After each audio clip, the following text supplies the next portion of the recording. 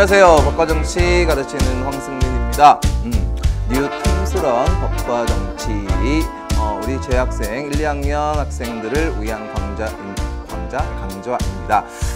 자, 여러분들 저하고 이제 네 번째 강의를 이제 공부하기 직전인데요.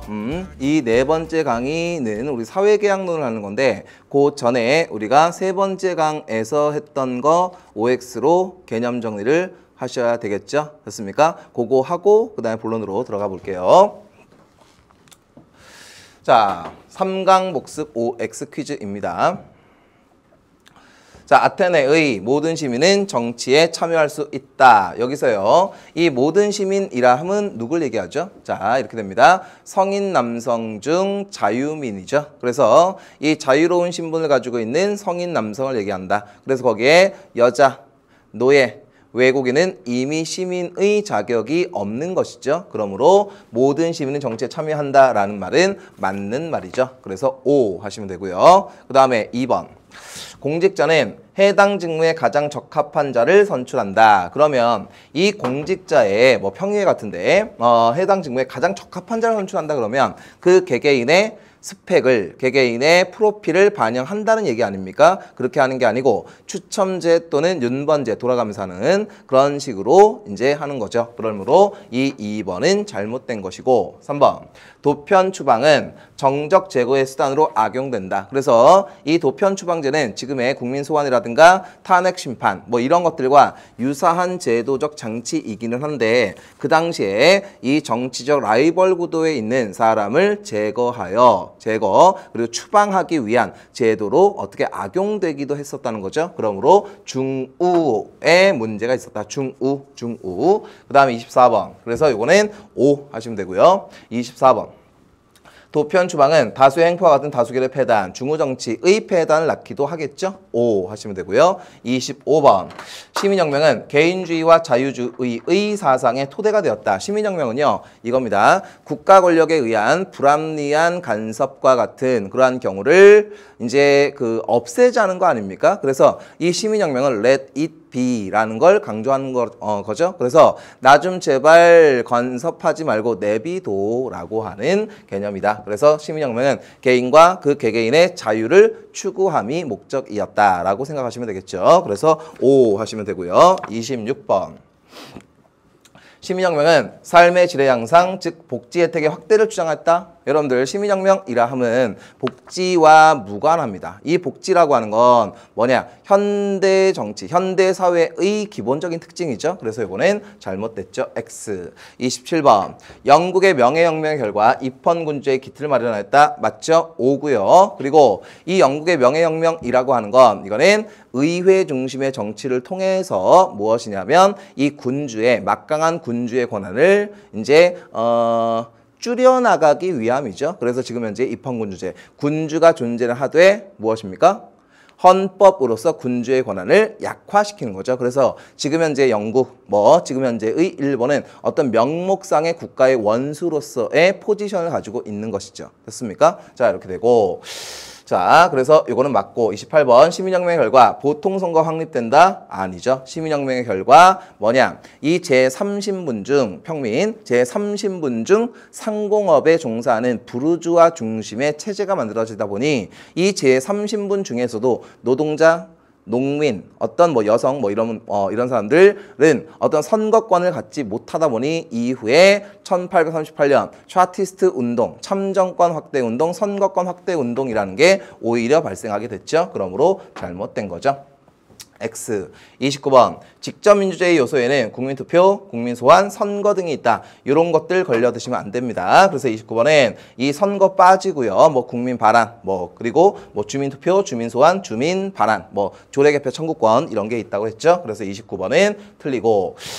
자, 그래서 여러분들 이 투표에는 저번 시간에 기억나십니까? 세 번째 강 때 제가 문제를 요번 강으로 넘겼던 게 있었습니다. 그래서 레퍼런덤이라고 하는 게 있었고 그 다음에 플레비사이트라고 하는 게 있는데 이 국민투표의 종류? 라고 얘기하기 조금 애매하긴 한데 여러분들 입장에서 그렇게 생각해도 상관은 없습니다. 요거 문제를 풀 때 설명할 텐데 이 레퍼런덤이라고 하는 게 지금 현재 우리나라에서 시행되고 있는 국민투표고요. 그 다음에 플레비사이트라고 하는 건 어떤 독재자의 독재 집권을 이런 걸 정당화시키기 위한 어떤 국민투표의 변질이다라고 생각하시면 됩니다. 그래서 레퍼런덤은 뭐 기본적으로 민주주의에서 아주 중요한 직접민주주의 요소고 그 다음에 플레비사이트라고 하는 건 독재 정치를 정당화시키기 위한 그런 것이다. 이렇게 생각만 하시면 됩니다. 30번. 직접민주주의는 간접민주주의에 비해 정치적 무관심이 나타날 가능성이 높다? 아니죠. 작죠. 이렇게 하시면 됩니다. X 하시면 되고 자 그리고 이제 문제를 풀기 전에 우리가 그거를 이제 그 기본적인 개념을 좀 잡아드려야 되겠죠. 자, 그러면 선생님 한번 보시고요. 이제 본론으로 들어가서 정리하도록 하겠습니다. 자, 이번 시간에 진행할 거는 이 사회계약론을 우리가 중점적으로 집중적으로 정리를 할 텐데요. 그거 하기 전에 이 민주주의라고 하는 개념 있죠. 우리가 저번 강에서 충분히 배웠다고 생각이 드는데 요거 조금만 더 보완을 하고 진행을 할게요. 그럼 이 민주주의라고 하는 건 우리가 이렇게 된다고 그랬습니다. 참여 방식에 따른 구분이 있다고 그랬습니다. 참여 방식. 그래서 여기 들어가는 건 간접민주, 대의제, 의회제 이런 이 간접민주주의가 있고 직접민주주의가 있고 그 다음에 참여민주주의, 뭐 전자민주주의 뭐 이런 것들이 있다 그랬고 그리고 이거 말고요. 이것도 좀 기억하셔야 됩니다. 이념에 따른 구별. 자, 요거 학교에서 배우는 학교가 꽤나 있을 걸로 예상이 되기 때문에 설명을 합니다. 이념에 따른 구별이에요. 민주주의에서. 자, 그러면 요 두 가지인데 뭐냐? 여러분들이 많이 들어봤을 만한 민주주의입니다. 자유민주주의라고 하는 민주주의가 있고요. 자유민주주의. 그리고 사회민주주의라고 하는 개념이 있습니다. 자, 그러면 여기서요. 요 자유민주주의에서도 민주주의라는 단어가 나오고요. 그 다음에 이 사회민주주의에서도 민주주의가 들어갑니다. 그러니 이 이념에 따른 구별로서 자유민주주의건 사회민주주의건 둘 다 국민주권론이 반영이 된다는 건 공통이겠죠. 그런데 여기서요. 자유민주주의는 자유라는 말이 들어가고 그 다음에 사회라는 말이 들어가는 게 사회민주주의입니다. 여러분들 어떤 이데올로기, 사회사상을 할 때 뭐 사회자 들어가면은 조금 부정적인 시각을 갖고 있는 친구들도 있을 수 있습니다. 우리나라 그쵸? 이 말이 들어가면 조금 이상하잖아요. 그런데 그렇게 생각하지 마시고요. 여기서 이 자유민주주의라고 하는 건 기본적으로 자유라는 개념과 평등이라는 개념이 함께 공존할 수 있을까요? 이 세상에? 자유라는 개념과 평등이라는 개념이 이 세상에 함께 공존할 수 있을까요? 당연히 공존할 수 있죠. 당연히 공존할 수 있죠. 선생님, 잘 이해가 안 돼요. 자유로우면 평등이 깨질 수 있고 평등하면 자유가 깨질 수 있는 거 아닌가요? 깨질 수 있죠. 그런데 공존할 수도 있죠. 여러분들 자유롭습니까? 자유롭죠. 저 자유롭습니까? 자유롭죠. 근데 경우에 따라서 자유롭지 않은 경우도 있을 수는 있지만, 만약에 예를 들어서 뭐 자율학습인데, 학교에서 그냥 뭐 예를 들어서 담임 선생님이 특수하다 보니 뭐 자율학습이 아닌 경우도 근데 이런 거는 차치하고요. 여러분들 자유와 평등이라는 건 공존할 수 있습니다. 그런데 이 자유민주주의는 자유와 평등이 공존하는데 만약에 자유와 평등이 충돌하는 경우에는 자유를 강조하는 것이고 됐습니까? 사회민주주의는 말 그대로 더불어 사는 사회를 얘기하는 거거든요. 그래서 이 사회민주주의는 자유와 평등이라는 개념이 충돌하는 경우에 평등성을 강조한다라는 개념입니다. 됐습니까? 그러니 이 자유민주주의에서는 뭐냐? 자유로운 경쟁을 포인트로 보고 있어요. 자유로운 경쟁. 그리고 사회민주주의에서는 뭐냐? 이거죠. 자유로운 경쟁이 있을 수 있어요. 그런데 삶의 질의 향상, 인간다운 생활의 보장, 복지 혜택, 그 다음에 빈곤한 사람들을 위한 복지 혜택 뭐 이런 것들을 생각하시면 되겠습니다. 됐죠? 그래서 이 자유민주와 사회민주라는 개념도 간단하게 알아두시기 바랍니다. 됐죠? 자, 그러면 이제 본론, 진짜 본론으로 들어가서 사회계약론에 대해서 이제 정리를 하려 합니다. 갑니다. 사회계약론.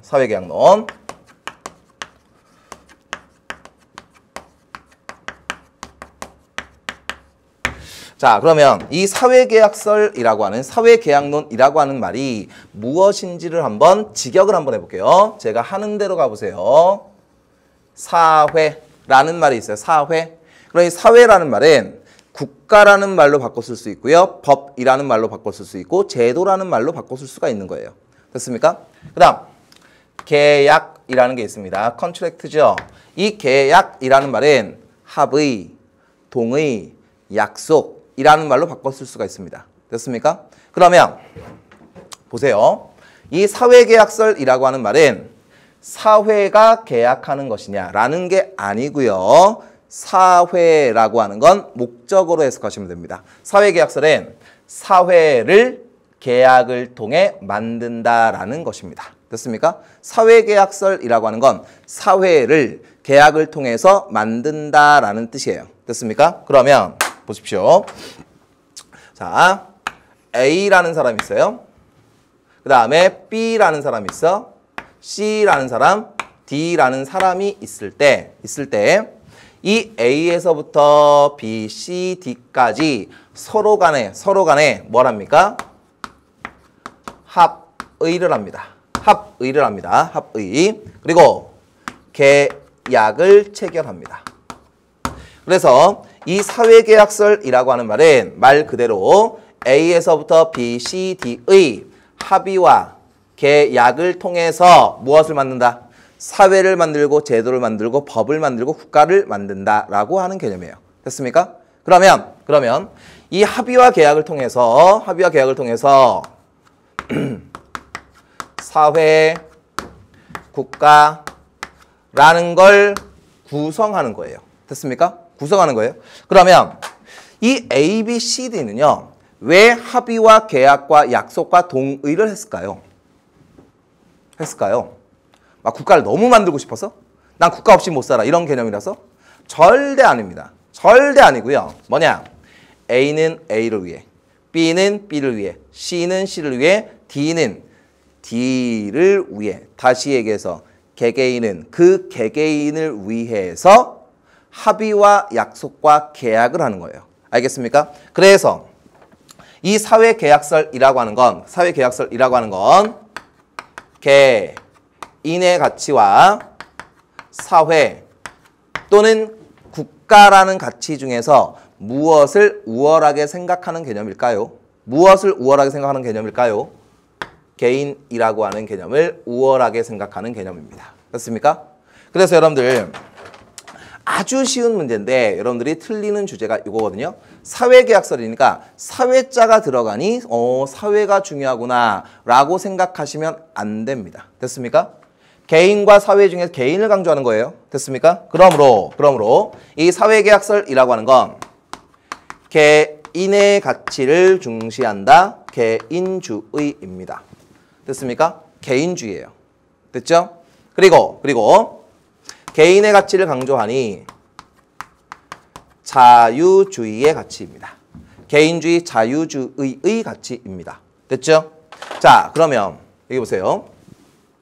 이 사회계약설이라고 하는 건 사회와 국가를 개개인의 합의와 계약을 통해서 구성을 했으니 이거는 사회와 국가가 자연적으로 발생했다는 느낌 오십니까? 느낌 오시면 안 되죠. 느낌이 오면 안 됩니다.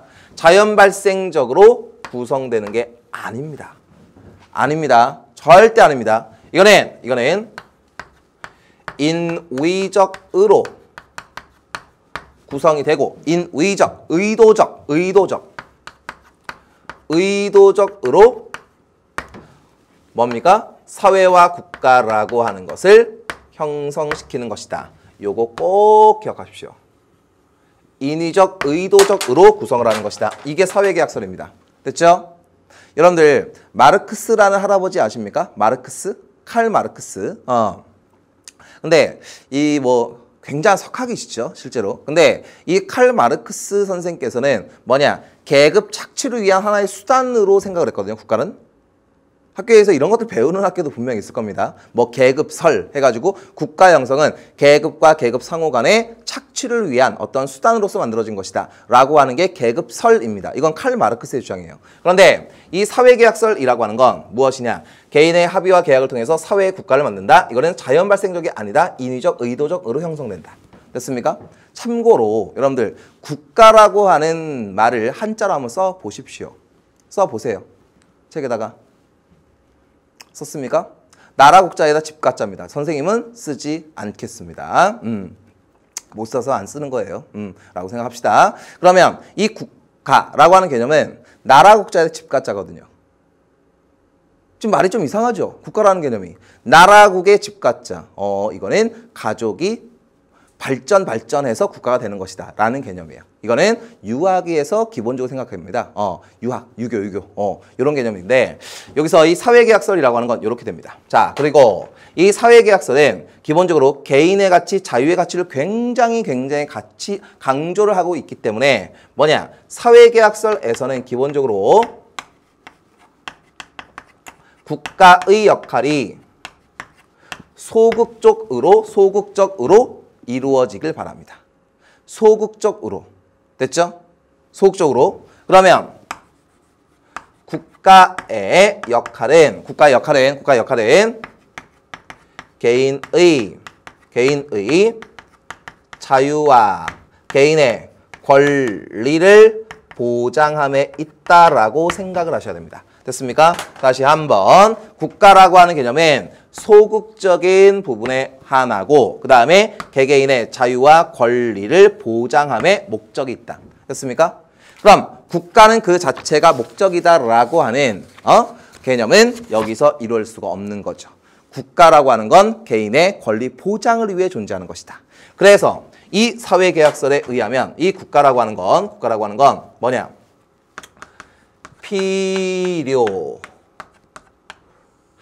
볼까요? 필요 없다고 볼까요? 이제 와서 딴소리 하시면 안 됩니다. 사회계약설에 의하면 국가를 필요하다고 볼까요? 필요 없다고 볼까요? 필요한 거죠. 그런데 국가는 너무 커져버리면 우리를 괴롭힐 수도 있거든요. 그래서 필요악적인 존재라고 합니다. 알겠습니까? 이런 표현 기억하셔야 돼요. 자, 다시 한번. 필요악이라는 말의 뜻은 필요하다는 뜻이에요? 필요 없다는 뜻이에요?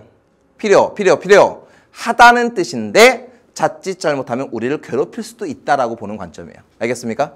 이렇게 이루어집니다. 됐죠? 이게 필요악. 그래서 사회계약설은 이런 기본적인 주제를 가지고 설명하는 이론이다. 그러면 우리가 요거 하기 전에 이제 홉스, 럭크, 루소의 사회계약론을 배우기 전에 시대적 상황을 잠깐만 바라볼게요. 자, 한번 보세요. 여러분들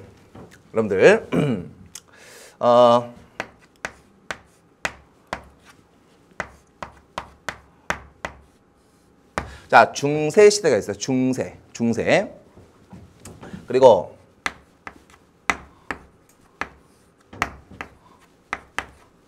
근대 시대가 있습니다. 중세와 근대 시대가 있거든요.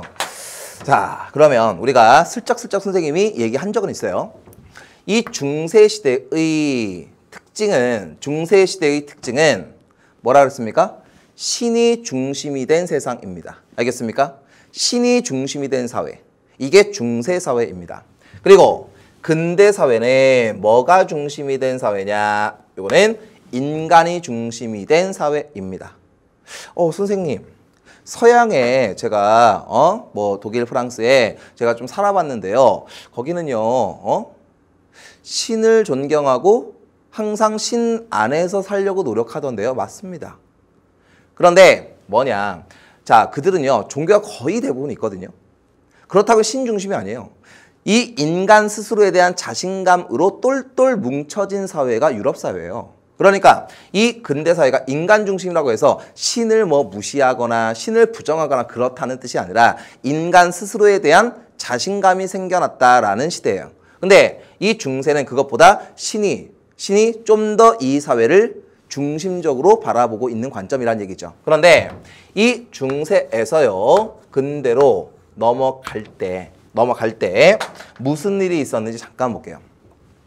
이 중세는 신 중심이었고 그러다 보니 교황을 중심으로 삼았습니다.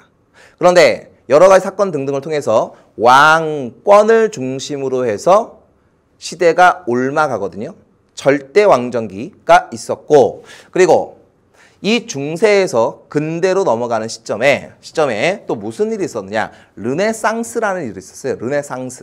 르네상스. 그 종교개혁, 뭐 루터, 뭐 칼뱅, 의 종교개혁들이 있었습니다. 그러면 여기서요, 우리가 철학을 배우는 건 아니니까 요거를 하나 기억합시다. 중세에서 근대로 넘어가는 시대적 상황은 이거다. 인간을 중심으로 두어서 세상을 바라보자 라고 하는 관점. 오케이. 라고 하는 관점. 두 번째, 이성을 중요하게 생각했던 시대적 상황이다.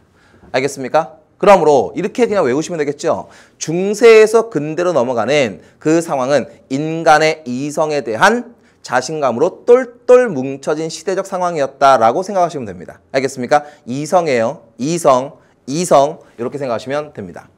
그래서 이성적 사유라고 하는 건 결국에 합리주의적 세계관을 갖겠죠. 합리주의라고 하는 건 논리적 사유를 통해서 똑똑한 생각을 통해서 나는 구제도의 폐습, 앙시앙 레짐에서 벗어나고자 하는 것. 그래서 계몽이라고 하죠. 인라이트먼트라고 하죠. 그래서 이 중세에서 근대로 넘어가는 시대적 상황은 이렇게 이루어진다라고 생각을 하시면 되겠습니다. 이게 시대적 상황이라는 걸 먼저 기억하시면 됩니다. 됐죠?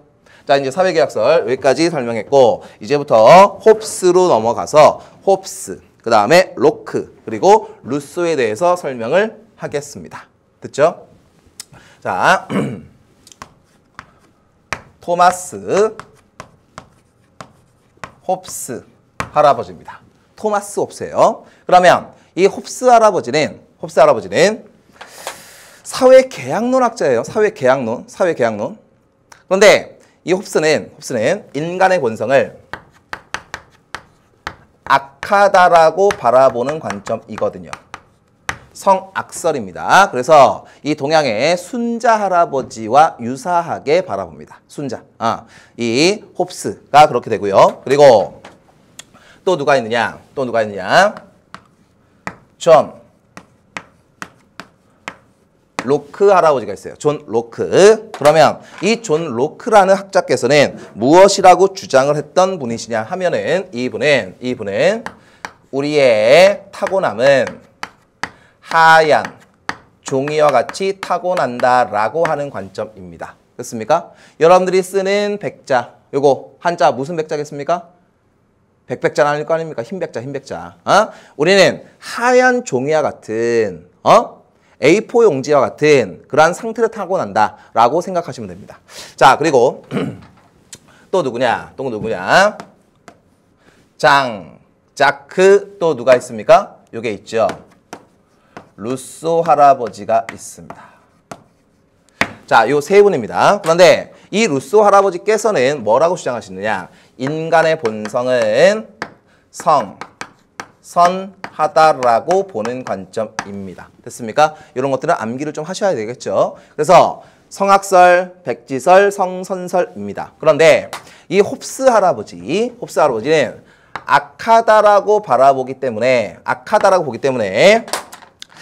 그냥 국가나 법이나 제도나 여러 가지 것들이 하나도 없는 자연 상태에서는 뭐겠습니까? 항상 갈등과 투쟁과 전쟁의 상태에 빠질 수밖에 없습니다. 됐습니까? 그래서 이 홉스 할아버지는 뭐라고 얘기하느냐? 만인에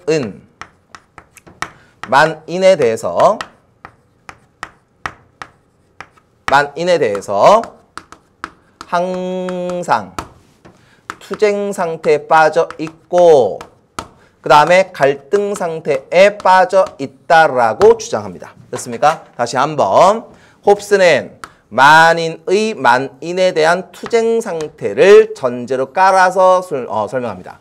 됐습니까? 그러면 이 사람은 가만히 내비두면 국가나 법 같은 게 간섭을 하지 않으면 어떻게 되겠습니까? 항상 싸우는 거예요. 알겠습니까? 항상 싸우렇습니다. 자유롭습니다. 그런데 이 로크 할아버지는 뭐라고 얘기하느냐? 자, 이렇습니다. 평화로울 수 있어요. 평화로울 수 있어요. 어떻게 되면? 백지의 상태니까 아무것도 없는 상태 아닙니까? 그런데 선한 사람과의 관계를 잘 맺다 보면 어떻게 되겠습니까? 선한 면이 부각이 되겠죠. 그러면 평화로울 수 있어요. 하지만 언제든지 투쟁의 상태로 빠질 수도 있어요. 그래서 어떻게 합니까? 포텐, 잠재적 투쟁 상태에 빠질 수가 있다라고 주장합니다. 됐습니까? 다시 한번 로크는 평화로운 상태가 지속될 수 있고 하지만 잠재적 투쟁 상태가 들어가 있다라고 생각하시면 됩니다. 됐습니까? 오케이. 그리고 루소 할아버지는 뭐라고 하느냐? 이렇게 얘기합니다. 자유롭고 그 다음에 평등하고 평화로운 상태를 얘기합니다. 됐습니까? 오케이? 자, 이렇게 됩니다. 그런데 이 루소는 요 자유롭고 평등하다가 어떻게 되느냐? 자, 아주 유명한 표현이거든요. 이런 건 외우셔야 됩니다. 쇠사슬에 매인 자유로운 상태라고 얘기를 합니다. 쇠사슬의 매인 자유라고 표현합니다. 쇠사슬의 매인 자유. 여러분들 쇠사슬에 쇠고랑 차본 적 있습니까? 없죠. 제가 가르쳤던 재수생 중에 지금 이제 시간이 꽤나 많이 지났는데요. 그 친구가 이제 소년원을 한번 갔다 오신 친구도 있었어요. 그런데 그때 그 상황을 제가 디테일하게 들었었거든요. 그래가지고 뭐 그냥 장난으로 이제 오프라인 수업이니까 장난으로 소년원 갔다 온 사람 손 들어봐 그랬더니 약간 쑥스럽게 손을 이게 번쩍 들더라고요. 그런데 그래가지고 그 친구가 뭐 한 5분 10분 정도 얘기를 했나? 이만저만해서 갔다 왔습니다. 그래서 이렇게 됐습니다. 했는데 그 친구가 그 당시에 이제 쇠고랑을 좀 찼었던 것 같더라고요. 그래서 물어보니까 상당히 아프다고 하더라고요. 그런데 이 쇠사슬의 매인 자유에서요. 이 루소는 인간은 분명히 선하게 태어났기 때문에 자유롭고 평등하고 평화로운 상태인데 쇠사슬에 매일 수밖에 없었던 이유는 뭐냐? 욕심 때문이에요. 욕심 때문입니다. 근데 그 욕심은 뭐냐? 사유재산에 대한 욕심이에요. 사유재산에 대한 욕심. 됐죠? 자, 이렇게 주장을 하는 사람입니다. 자, 그러면 다시 한번 가볼게요. 이 홉스는 이렇게 얘기를 하는데 그러면 그 개인의 권리를 보장을 받아야 되는데 그러면 대체 어떻게 계약을 체결해야 되지? 계약 방식을 얘기할게요. 계약 방식. 개개인 간의 계약입니다. 근데 이 홉스는 그 계약을 어떻게 체결해야 된다라고 얘기하냐면 전부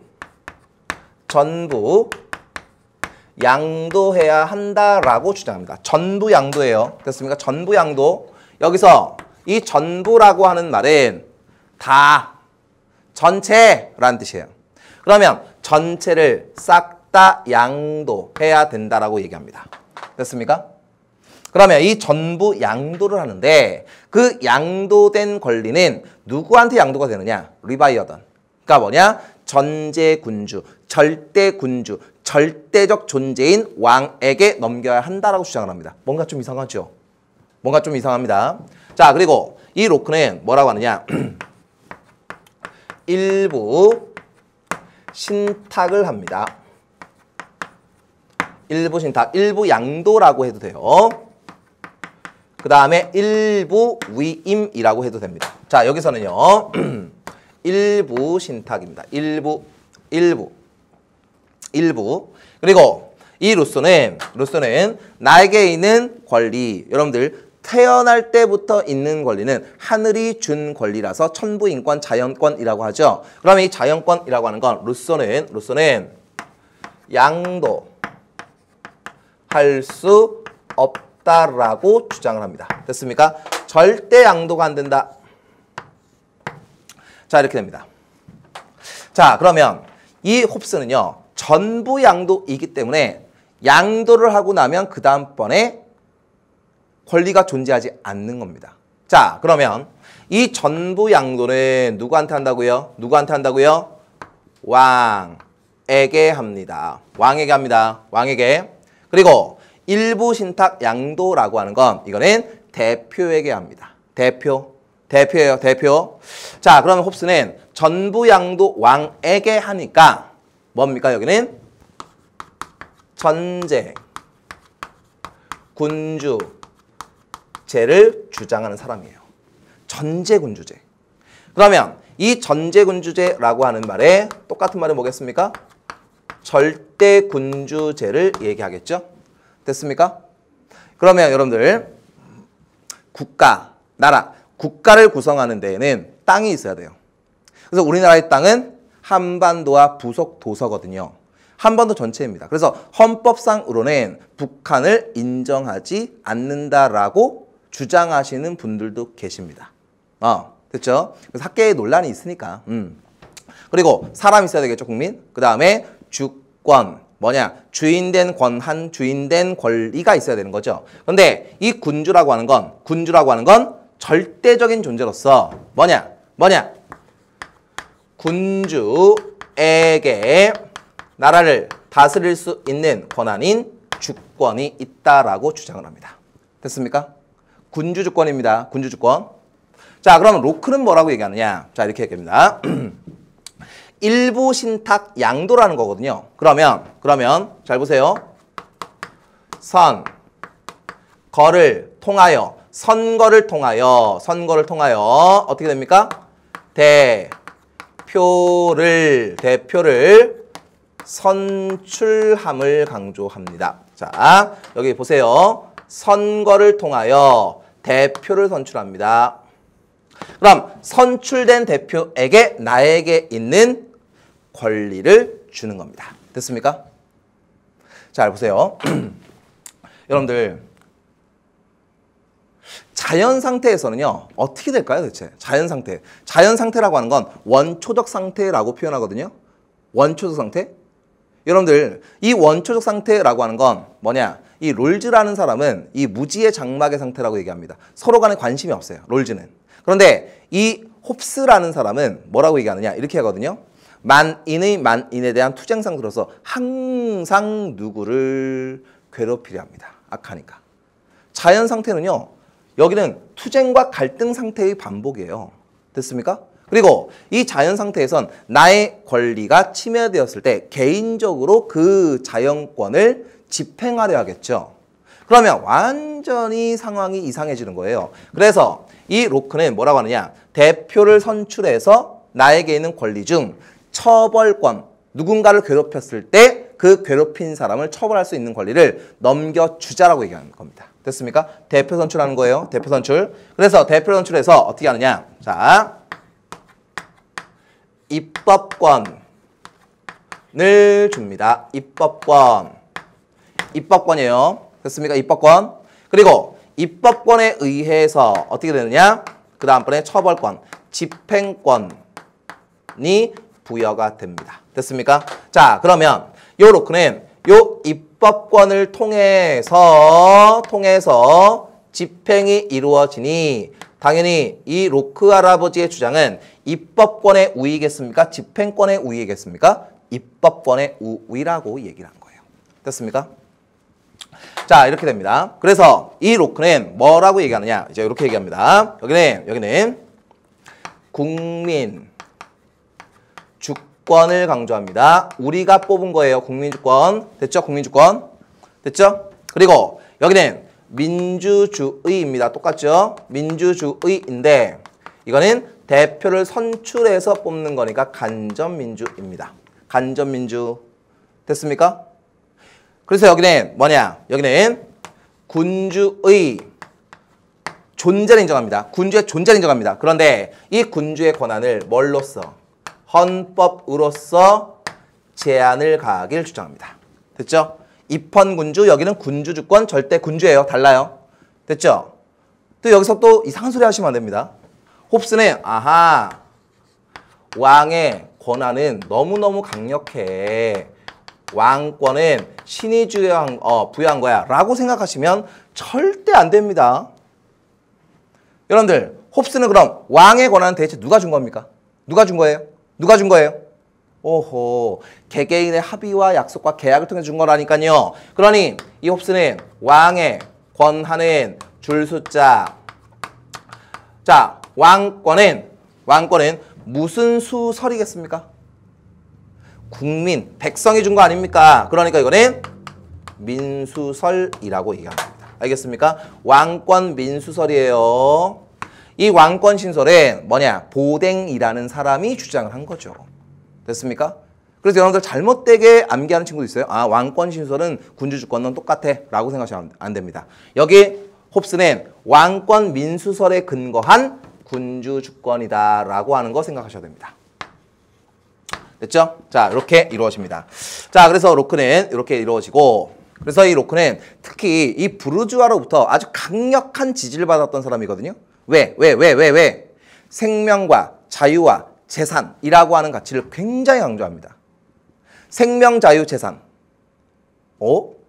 생명과 자유와 재산은 자연권, 천부인권? 재산은 조금 그런데. 하지만 재산적 가치를 천부인권, 자연권으로 생각했기 때문에 돈이 많았던 이 부르주아 계급으로부터 엄청난 지지를 받았던 겁니다. 됐죠? 자, 이렇게 이루어집니다. 이 로크고, 그 다음에 루소로 와서요. 루소는 양도 불가거든요. 그러므로 이 루소는 뭐라고 주장하느냐? 선거 안 합니다. 선거 안 해요. 선거 안 합니다. 왜? 양도 불가인데 누구한테 넘깁니까? 아닙니다. 선거 안 합니다. 그리고 주권은 국민에게 있어요. 그럼 이거는 결국 민주주의 아닙니까? 민주주의인데 내가 참여하는 거죠. 그러므로 직접민주주의가 이루어집니다. 직접민주주의. 됐죠? 이렇게 이루어진다. 그리고 여기는 민주, 공화정을 주장하는 사람이죠. 이렇게 이루어집니다. 자, 이게 루소입니다. 이게 루소인데, 그럼 루소를 조금만 더 설명을 하자면, 자, 이렇게 됩니다. 루소는 A라는 사람이 생각하는 부분, B라는 사람이 생각하는 부분, C라는 사람이 생각하는 부분이 있다고 쳤을 때, 자, 모든 사람들이 다 참여하는 거거든요. 직접민주? 그러면 여기서요.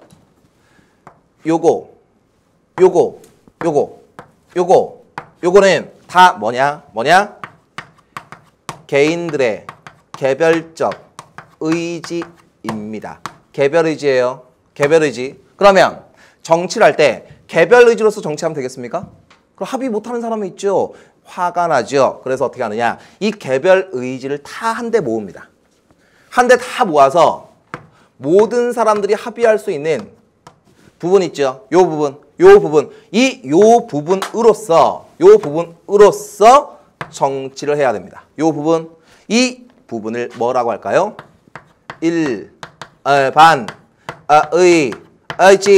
일반의지라고 표현하는 거예요. 일반의지. 됐습니까? 일반의지. 이 일반의지를 뭐라고도 하냐면 공동체의 의지라고도 합니다. 됐습니까? 그러면 선생님이나 여러분들 같이 거의 대부분의 범부들, 평범한 사람들은 뭐겠습니까? 나의 생각 중 일부분이 일반 의지겠죠. 그런데 정말 대단한 양반들, 성인들, 이러한 사람들은 이 개별 의지와 일반 의지가 동일하게 나타나는 경우도 존재할 수 있다는 겁니다. 알겠습니까? 이렇게 돼요. 됐죠? 하나만 더. 루소는 또 뭐라고 하느냐? 자, 이렇게 주장합니다. 소농으로 구성된 작은 정치 공동체를 주장합니다. 소농으로 구성된 작은 공동체를 주장합니다. 됐죠? 요 소 농이라는 말은 뭐냐? 소작농의 약자가 아닙니다. 아주 작은 규모의 땅을 가지고 농사 짓는 사람이란 뜻이에요. 알겠습니까? 아주 작은 규모의 땅. 그럼 이거는 뭐냐? 사유재산 자체를 부정하는 건 아니죠. 사유재산을 인정하는데 사유재산이 아주 크게끔 되는 건 싫어하는 사람이에요. 알겠습니까? 왜? 사유재산이 많아지면 사람들은 어떻게 됩니까? 쇠사슬에 매일 수밖에 없거든요. 그래서 아주 작은 규모의 땅을 가지고 농사 짓는 아주 작은 공동체를 지향합니다. 그래서 란츠게마인데, 그래서 스위스의 직접민주주의가 이루어지는 란츠게마인데라는 지역에서 하고 있는 무엇입니까? 직접민주주의를 주장합니다. 그래서 이런 말씀을 하시죠. 선거 때를 봐라. 사람들아. 영국 사람들한테 얘기하는 거죠. 선거 때를 봐라. 선거 때는 유권자들은 주인이다. 선거가 끝나봐라. 그러면 노예, 하인으로 전락하고 만다. 봐라. 내 말이 틀린가? 그래서 그렇게 예측을 하셔서 이제 여러분들이 생각을 하시면 되겠고. 자, 그래서 이제 이 홉스하고 로크하고 이제 루소 이 할아버지에 대해서 이제 쭉 한번 배웠는데요. 마지막으로 하나 딱 점검을 하고 그다음에 문제 풀고 헤어집시다. 자, 이 홉스, 로크, 루소에서요. 그러면 나에게 어떤 자연권, 어떤 권리가 존재하지 않은, 계약 이후에 존재하지 않는다고 주장하는 사람은 홉스죠. 그리고 이 로크하고 루소는 다 나에게 계약 이후에도 권리가 존재하는 거거든요. 그러면 홉스는요, 불합리한 국가 권력이 있을 때 내가 그 국가 권력에 대해서 저항을 할 수 있느냐라고 물었을 때 저항권 없다라고 얘기합니다. 자, 그러면 이렇게 얘기하거든요. 그러면 만약에 개인의 계약을 통해서 리바이어던 절대 군주에게 권리를 줬는데 그 왕이 만약에 나쁜 짓을 했다라고 하면 어떻게 하실 겁니까, 홉스님? 이라고 묻습니다. 그랬더니 이렇게 얘기하죠. 그 왕은 절대 그럴 리 없다라고 얘기합니다. 그래서 어쨌든 저항권 자체를 인정하지 않고요. 그 다음에 로크는요, 뭐냐? 저항권을 인정을 하는 거죠. 그래서 불합리한 국가 권력에 대해서 저항할 수 있다라고 주장을 하시는 거고, 그 다음 이 루소는요. 이 루소에 대해서 이제 친구들이 제가 이제 오페에서 이제 수업을 할 때 많은 친구들이 묻습니다. 저항권 이거 루소는 어떻게 바라볼까요? 당연히 인정을 합니다. 당연히 인정을 합니다. 선생님, 직접민주인데 내가 나를 다스리는 건데 무슨 저항권이 있나요? 이렇게 묻습니다. 그런데 현실적으로요. 일부 위임이 전혀 안 될까요? 전혀 안 될까요? 일부 위임이? 현실적으로는 일부 위임이 될 수 있거든요. 그래서 그 일부 위임, 아주 극히 일부분의 위임이 이루어졌을 때 그 분야에서 문제가 생긴 경우에는 당연히 저항권 인정할 수 있는 것입니다. 됐죠? 그래서 저항권 인정한다. 하지만 어떤 로크에서 바라보는 저항권의 개념은 아니다 라고 생각하시면 되겠죠. 그렇게 강력한 개념은 아니겠죠. 모든 사람을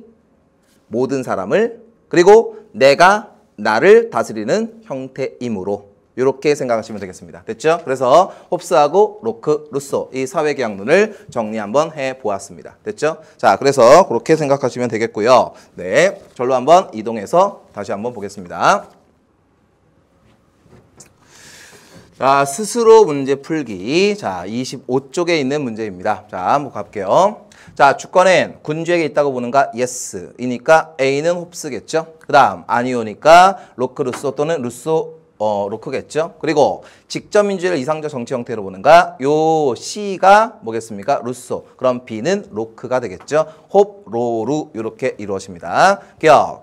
A는 의회 중심의 입헌군주제를 제시하였다. 이거는 뭐냐? 입법부 중심의 형태를 얘기하는 거죠. 그래서 이거는 로크. 그래서 로크의 정치 사상이 영국으로 들어가는 거죠. 그래서 이 홉스하고 로크가요, 영국 사람이에요. 그 다음에 이 장자크 루소가 이 프랑스 사람이거든요. 그래서 그렇게 생각하시면 되고요. 그 다음 B는 신탁사상, 믿고 맡겼다는 얘기죠. 믿고 맡겼어. B는 신탁사상에 따른 주권의 일부 위임을 주장하였다. 맞고요. 이거는 로크 맞고, 그 다음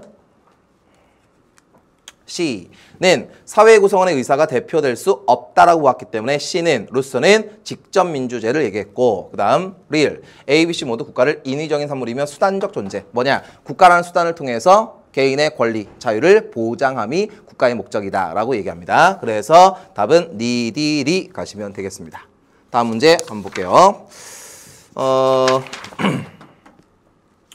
자, 여기서 어딥니까? 27쪽에 5번이네요. 자, 이건 괄호 넣기인데요. 여러분들 내신이니까 나름 의미가 있지 않을까 싶어요. 로크는 자연 상태의 불안정한 상태를 예방하고 자유와 평등을 보장하기 위해 사회 구성원들이 계약을 통해 국가를 구성하였다고 봤다. 또한 그는 국가 개인들의 자유와 권리를 침해할 경우에 부당한 권력에 대항할 수 있는 국민들의 저항권을 인정하였다. 즉, 무슨 주권을 주장합니까? 로크는 국민주권론을 주장하는 것이죠. 국민주권론. 그리고 그는 사람들이 생명, 자유, 재산을 안전하게 누리기 위해 입법권을 세웠고 입법권은 모두 국가에서 최고의 권력이지만 위임받은 이상으로 행사될 수 없다고 강조하였는데 미루어 보아 로크가 간접민주제, 대의민주제, 의회민주제를 주장했다라고 볼 수 있다. 한편 루소는 인간이 본래 자유롭게 태어났으나 사회 속의 자유를 갖지 못하고 구속받는데 이러한 상태를 극복하기 위해 개인들은 계약을 통해 국가를 수입한다고 보았다. 또한 그는 이기적인 욕망을 극복하면서 공익을 추구하는 의지인 일반 의지를 국가가 실현해야 한다고 역설하였다. 그는 주권은 양도하거나 나눌 수 없는 개인의 권리라고 주장하는데 이로 미루어 루소가 직접 민주제를 주장하였음을 미루어 짐작할 수 있겠다라고 하는 거 보시면 되겠습니다. 다음 문제. 자. 인간의 본성은 이러한 인간들의 이기적이며 이러한 인간들의 집합체인 사회는 끝없는 생존 투쟁의 장이기 때문에 개인은 안전을 보장받을 수 없다. 그래서 개인은 국가에게 자연권을 양도하고 국가는 절대 권력을 갖게 된다라고 합니다. 그러면 이거는 홉스겠죠. 인간은 자연 상태의 생명, 자유, 재산에 대한 자연권을 갖고 있지만 그 권리의 보장이 확실하지 않으므로 계약에 의해 사회를 조직하고 정부를 구성한다. 따라서 정부가 자연권을 침해하면 국민은 정부에 저항한다. 이거는 로크 하시면 되고요. 병, 인간 자유로우나 그대로 두면 자유가 파괴되는 일이 생길 수밖에 없다. 그러므로 인간은 자발적 합의에 따른 계약. 복종은 자신의 의지에 따르는 것이며 각 개인이 전체의 선을 생각할 때 창출되는 의지, 일반 의지이다 라고 합니다. 그럼 1번.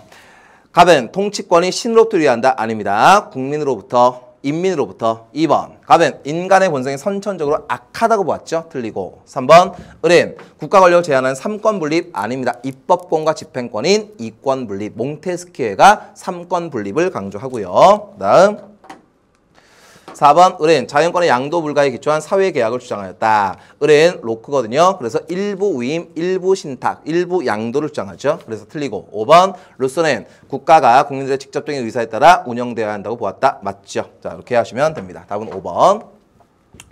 자, 아까 얘기했던 겁니다. 국민투표는 두 가지 유형으로 나눌 수 있다. A 유형은 대체로 헌법에 규정되어 헌법 개정안이나 국가의 중요한 일들을 국민의 표결에 붙여 최종적으로 결정하는 제도이며 국민 표결제라고 부른다. 이거는 뭐냐? 레퍼런덤. 그 다음 B 유형은 특정한 정치적 사건, 즉 영토 변경이나 병합 혹은 새로운 지배자가 권력의 정당성. 이거는 플레비사이트가 되겠죠. 플레비사이트. 자, 1번.